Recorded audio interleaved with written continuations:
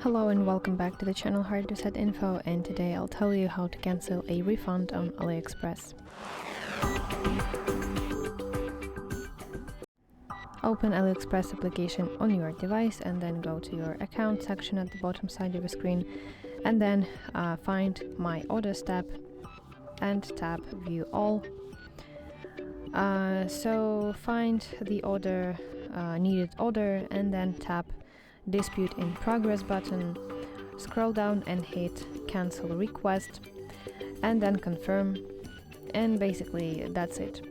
And when a dispute is resolved, you cannot cancel it anymore, so keep that in mind. So that's it. I hope you find this video helpful, and if so, please leave a thumbs up and please consider subscribing to our channel. See you soon. Bye bye.